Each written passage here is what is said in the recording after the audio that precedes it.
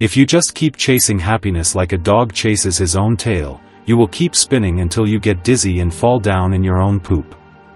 Long-term happiness comes from accepting the negative parts of life. It comes from embracing pain and learning to become stronger as a result. Self-help is becoming increasingly popular because many of us just want to be told, "You're okay. There's nothing you should change. You are destined for great things and you should feel good about that." And when you stop feeling good, buy my new book. Don't chase happiness. Ultimately, it will leave you unhappy. Number 5, for the most part, you are not special. When searching for their life purpose, most people operate under the assumption that they are absolutely drop-dead not another one like me special. Like, Once Upon a Time in Shaolin special. While all of us are special in our own experiences and no two people go through two exact same lives, for the most part, you're just like everybody else. You want to be liked. You want to be respected. You want your life to have meaning and you want your life purpose to be something unique to you. So when I tell you that you're just like everybody else, it hurts. If you're just like everybody else, and you don't like the lives most people lead, then, should you hate your life? Should you curl up under the shower, clench your knees, and sit there for all eternity?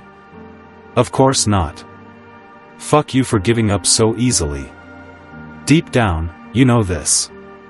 You go to school or work like a lot of people, or you sit on your ass all day, again like a lot of people.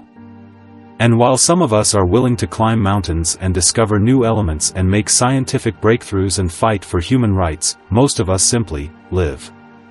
Every week, I get dozens of emails from people who share their life stories and unique problems. Everybody is stuck in their own bubble and they don't realize that their problems are not unique. Of course, they're not. People are people. In fact, I bet my left testicle that the number one thing that worries you in this moment falls under one of these 5 categories. 1. Anxiety, overthinking, intrusive thoughts, paranoia. 2. Being social, feeling shy, insecure, introverted, disrespected. 3. Productivity, procrastination, discipline, focus, learning. 4. Life purpose, finding meaning or passion, taking risks, stuck at a job you hate. 5. Relationships, problems with friends, family, or romantic partner. How do I know this? Because I actually went through hundreds of emails I've gotten just over the last few months, then ranked them by popularity and how often they occur. At the very least, I know you're struggling with number 4. Don't assume you're special just by existing. Become special through your actions.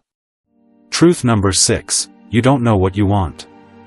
As of writing this, most of my days are currently spent writing about mindset and answering a bazillion emails a day from people looking for guidance.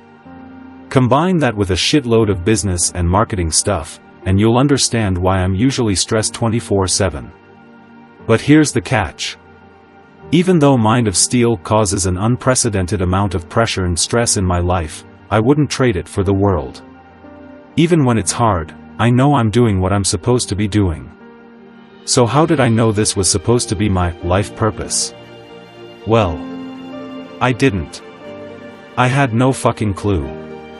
If you hopped into your favorite time travel device, be it a phone booth, DeLorean, or a TRDS, traveled back 10 years, and told my 18-year-old self that I'd make a living from a blog, he'd probably laugh in your face. I know, what a little brat.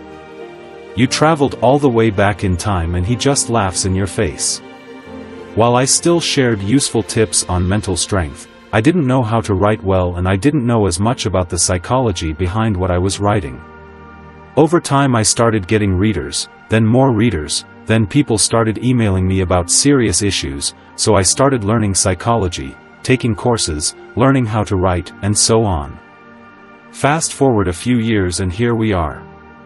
The point is, my life purpose has been evolving over time.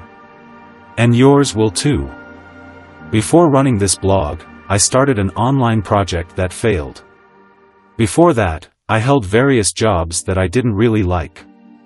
Before that, I spent over 10 years trying to become a world-class animator and trying to develop my drawing skills.